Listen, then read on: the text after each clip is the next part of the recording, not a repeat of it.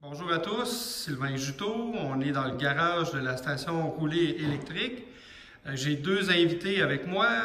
Éric Courchaine à ma gauche, à gauche de l'écran, qui est propriétaire et cofondateur de Station Verte, une borne fabriquée à Drummondville, telle que vous voyez ici sur la table. Et Sébastien Potier, mon fidèle collaborateur. Bonjour Sébastien. Bonjour, bonjour. Donc, le but de cette vidéo, c'est d'expliquer le fonctionnement de la station verte parce qu'elle a beaucoup de fonctionnalités. Elle a des contrôles d'accès, tu es capable de changer la puissance, l'ampérage durant la recharge. Donc, en tout cas, il y a beaucoup de fonctionnalités. C'est plus Éric qui va expliquer. Puis Sébastien, il va nous aider pour brancher l'auto parce qu'on est avec on a la Kona comme véhicule de banc d'essai pour vous montrer les fonctionnalités. Fait que, premièrement, Éric, peut-être nous présenter la station verte.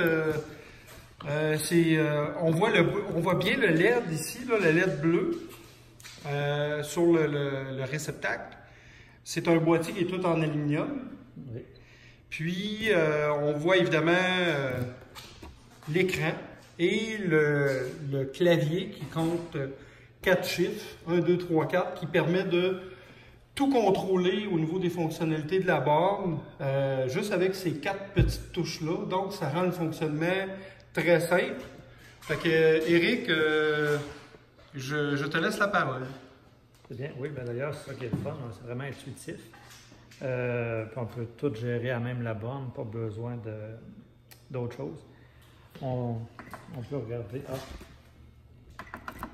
On a un nip de sécurité.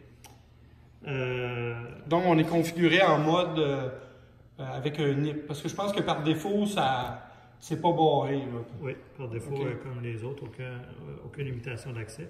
Là, avec le nip, ben, ça nous permet de plus de sécurité. C'est comme un antivol. On ne peut pas se faire voler la borne parce qu'on ne pourra pas activer la borne si quelqu'un part avec, il n'y a pas le nip et il ne pourra pas s'en servir. Puis je pense que quand il fait 2 fois le mauvais code, il y a comme une période de grâce qu'il ne peut plus l'utiliser. Hein? Oui, pour plus de sécurité, c'est ça, la borne elle va être barrée. Puis le temps augmente à chaque fois, fait que c'est sécuritaire. Parfait. Puis aussi, personne ne peut se brancher sans autorisation. On a la minuterie. Ici, ce qui est le fun, là, on peut reporter la charge. Super simple, le temps qu'on veut. Donc, on veut que ça débute dans 3 heures, dans cet exemple-là. Oui, exemple 3 heures. Ça va permettre le temps qu'on veut. 6 heures, 20 heures. Donc, quand Hydro va commencer à offrir des tarifs modulés la nuit moins cher, tu arrives à 8 heures, mais tu dis je veux que ça commence à minuit parce que c'est genre 5 cents du kilowattheure au lieu de 10 cents. Ben là, tu mets 4 heures. Oui, fait que là, on est déjà très prêt simple pour ça. OK. Puis en ce moment même, dans le fond, l'hiver, des fois, si on charge plus le matin, ben c'est mieux. On réchauffe la batterie, meilleure autonomie. On peut s'en servir. Pour que la fin de la recharge coïncide avec le départ. Oui. Comme ça, la batterie est chaude. Okay. Moi, je conseille de le faire à même la borne parce que je l'avais sur mon véhicule aussi. Mais ça m'est arrivé de l'oublier. Je allé manger, puis bon, ma minuterie, puis là, l'auto doit être pleine, on arrive pour sortir, l'auto n'avait pas chargé, j'avais oublié la minuterie. Fait que sur l'auto, je ne m'en sers plus, ça c'est pas mal plus simple, puis il y a moins de chances de se tromper parce qu'avec l'écran, c'est clair, oui. C'est simple. Puis ici, le premier piton, il enregistre toujours la dernière programmation. Là, on voit 3 heures. Fait que si on arrive toujours à la même heure, on veut toujours qu'il parte à la même heure, seulement pas besoin de rejouer, fait que c'est super rapide. Si on fait option, là, on est sécurisé. Minuterie, 3 heures. On n'a pas besoin d'aller rejouer. Il prend toujours la dernière fonction. Quand on veut annuler, on fait annuler. Fait que là, il n'y a plus de minuterie dessus. OK.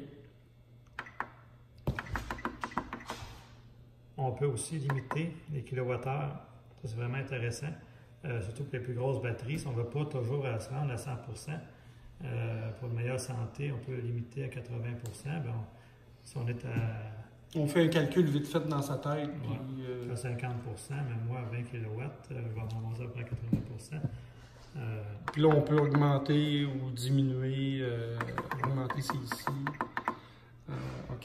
Donc, mettons, une Spark électrique est à moitié. C'est une batterie avec une capacité d'environ 16 kWh. Fait qu'on met plus 5, puis on va être à peu près à 80 quand la recharge va finir. Parce qu'il y a beaucoup de véhicules qu'on ne peut pas limiter la recharge. Évidemment, la Tesla le fait, la Kona le fait, la Niro le fait, mais pas tous les véhicules. La Leaf le fait pas. En tout cas, plusieurs modèles de Leaf le font pas parce que je pense que la 2012, on pouvait mettre 80. Hein. Les premières générations. Exact. Puis la Spark, on peut pas. Je pense que la e-Golf, on peut pas non plus. En tout cas, il y a plusieurs véhicules qu'on peut pas l'ajuster. Laquelle? La Ioniq. La Ioniq non plus, hein? Mon frère peut pas. Non, il peut pas. OK. Non, il peut pas. Donc, vraiment intéressant parce que c'est la seule borne qui fait ça là, sur le marché là, actuellement. Là. Donc, parfait. Quelles sont les autres fonctionnalités? Évidemment, on pourrait... mettons que là, si j'ai bien compris, tu as créé 2 utilisateurs, c'est ça? Oui. Donc, admin, OK, 2 admin. Ça, c'est toutes les fonctionnalités qu'un administrateur peut régler par lui-même. Fait que super simple. Tarif électrique, on peut choisir si on veut l'afficher ou pas. On va dire on veut avoir un estimateur du coût de notre consommation. Calculer le tarif, on peut choisir comment on veut le voir apparaître en kilowatts à l'heure ou à minute. OK. Fait que ça, on va voir au kilowatt. Kilowattheure.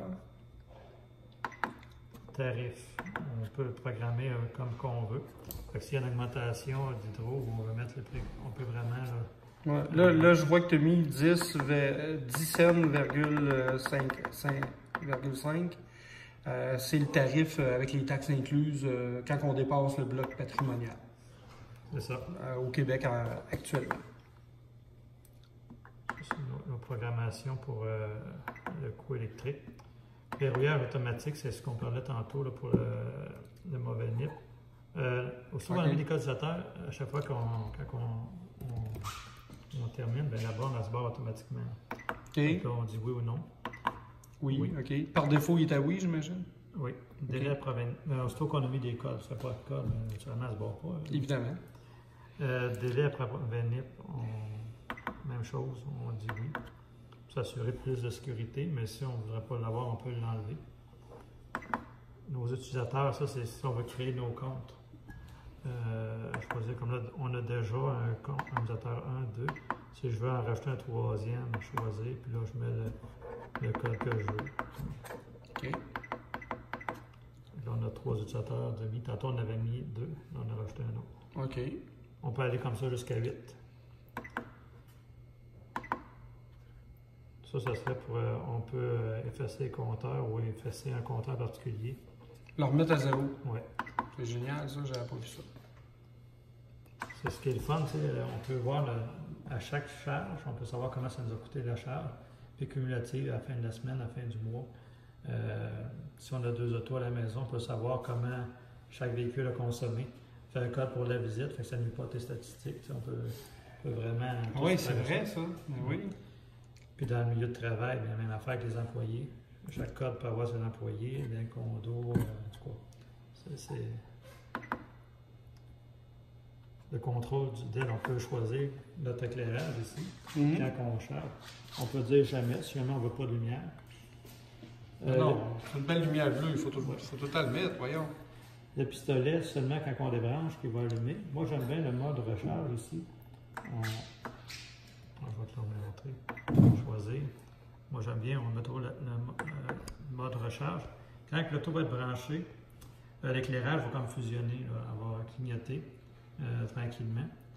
Ça, on sait que quand on voit la lumière clignoter, on sait que le véhicule est en recharge. Quand il est terminé, là, il va allumer. Quand on va débrancher le pistolet, ça va tout éclairer. C'est sécuritaire aussi pour bien voir au sol. Oui. OK. Volume, c'est si on ne voudrait pas entendre les bip bip quand on pèse. Oui, moi je trouve que c'est bien de l'entendre. Fort, OK. Contrôle de la puissance, on dit oui. C'est quand l'auto est branché, on peut choisir, c'est marqué dans le bas de l'écran, on verra tantôt, 10, 15, 20, 30 ampères. Qu'en temps réel, on peut jouer notre puissance.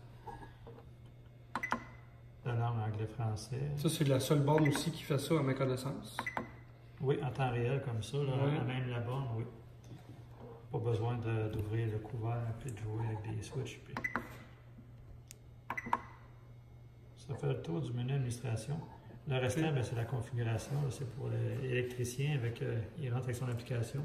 Il peut vraiment limiter la borne comme il veut. On peut vraiment... il peut faire ses tests de contrôle de qualité. Fait que s'assure que tout est conforme sur l'entrée électrique, même avec la borne. Il peut aussi, dans le fond, limiter si, par exemple, ça prend... il y a 20 ampères de disponible dans le panneau, il va limiter à 16. Comme ça, il est conforme. Ouais. Puis, l'utilisateur ne pourra pas aller rejouer dedans. Ça prend vraiment un maître électricien. C'est seulement les électriciens qui ont accès à cette fonction. Sébastien, tu peux aller chercher le testeur de bord, s'il te plaît? En passant, tu as des électriciens certifiés pour installer ta borne que tu exiges. Et il y a des critères, comme par exemple, ils doivent suivre un cours, je crois, tes électriciens. Oui. Et en plus, ils doivent acheter un testeur de borne qu'on vend ici chez Rouler Électrique. Donc, ce testeur-là, ça permet de simuler une recharge, comme qu'on voit actuellement. Évidemment, il n'y a pas de puissance parce qu'il n'y a pas de courant, mais ça simule une recharge comme si c'était une vraie. Donc, on voit la session en cours. Mais là, il y a 0.01 kW parce que c'est pas une auto, là, évidemment. Puis, pourquoi tu exiges qu'il fasse... Parce que toi, les tests, tu les fais tout en usine, hein? Oui. Mais toi, tu te dis, pour des raisons de sécurité, parce qu'il y a un test de fuite de courant qui, si le test de fuite de courant ne répond pas correctement, ça peut électrocuter les gens parce que ça peut s'en aller sur la borne. Oui. Mais pourquoi tu exiges que l'électricien le fasse en plus de les tests que vous faites en usine? Ça, on veut s'assurer, vraiment, le contrôle de qualité, on l'a fait, nous autres, déjà par 2 fois. En fabriquant le board, le test est fait. À l'assemblage final, le test est encore fait. Puis l'électricien, s'assurer que tout est conforme. Là. Il y a comme un checklist là, à faire. Fait que s'assurer que le courant est stable sur la maison, puis que tout est correct. Que la borne elle fonctionne, parce que aussi, c'est pas tous les électriciens qui ont un véhicule électrique pour tester aussi. Ouais. Fait que ça permet au moins de simuler, s'assurer que il n'y a pas un câble de cassé dans le câble ou que le pilote il fonctionne, etc. Là, on le voit. Là, exactement. Fait que là, on s'assure que quand l'électricien part, il n'y aura pas de problème. Hein. Là, on sait qu'il y a 30 ampères sur 220 volts. Le pilote est correct. Le détecteur de proximité est conforme. Puis, on fait le test de perte de courant. Cloc! De la borne à l'arrêter. Fait que ça est conforme. Elle s'est mise en mode protection. Oui. Je pense qu'il faut le débrancher pour qu'on le voit, qu'elle s'est mise en mode protection. Voilà. Session interrompue. Elle va se redémarrer dans 15 minutes. C'est bien ça. Fait que ça veut dire qu'elle a passé le fameux test de fuite, le GFCI qu'on appelle, là, qui est une exigence pour avoir la certification légale au Canada. C'est pour ça que c'est important que les bornes soient certifiées et reconnues au Canada. Fait que c'est génial. Fait que, écoute, peut-être aussi de montrer une recharge en cours. Fait que on n'attendra pas 15 minutes. On va la débrancher, c'est ça? Fait que vas-y, débranche-la. On a mis une prise de soudeuse justement pour les besoins de notre démonstration. OK. Donc, ça redémarre. OK, on voit un peu ici. Parfait. Donc, c'est ready. C'est opérationnel. Donc, Sébastien branche ça dans le Kona.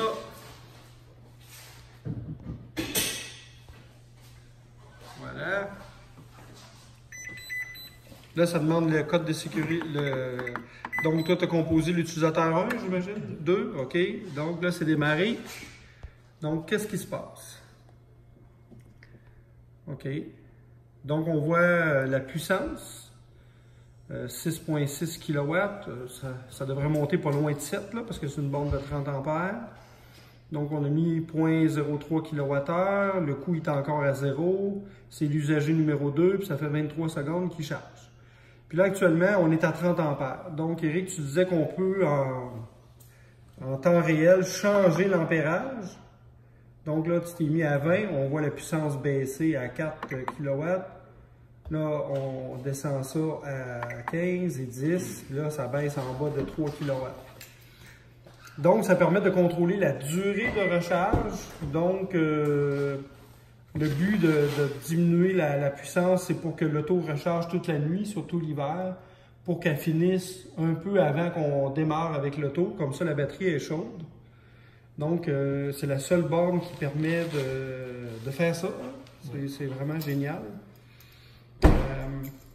Puis, comment tu faisais pour aussi on met juste 15 kW heure, puis après ça, ça l'arrête? Il faut faire ça avant de brancher l'auto? Ou... Oui. Donc, Sébastien, peut-être aller débrancher.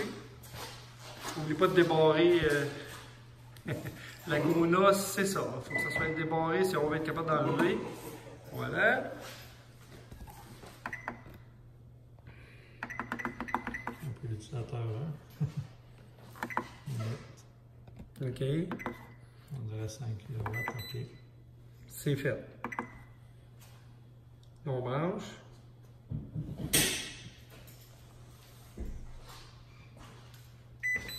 Là, ça redemande le NIP. Là, tu vas mettre l'utilisateur 1. C'est parti. Fait que là, quand il va atteindre 5 kWh dans énergie, là, dans le champ énergie, oui. Ça va arrêter de ça. Ben, génial, ça. Ben, vraiment un produit intéressant. Je vois beaucoup d'applications. Fait que merci beaucoup pour l'explication du fonctionnement de ta borne, Éric. C'est un produit qui va sûrement faire fureur, tant au niveau du branché au travail, où il y a des employés qu'il faut contrôler l'accès, les condominiums, les blocs appartements, un propriétaire qui veut mettre des bornes pour ses locataires et savoir chaque locataire, autoriser certains locataires, pas tous ou n'importe qui, puis être capable de facturer en conséquence les usagers sur l'énergie consommée. Ben, merci beaucoup, Éric. Merci. Bonne journée. Merci, Sébastien.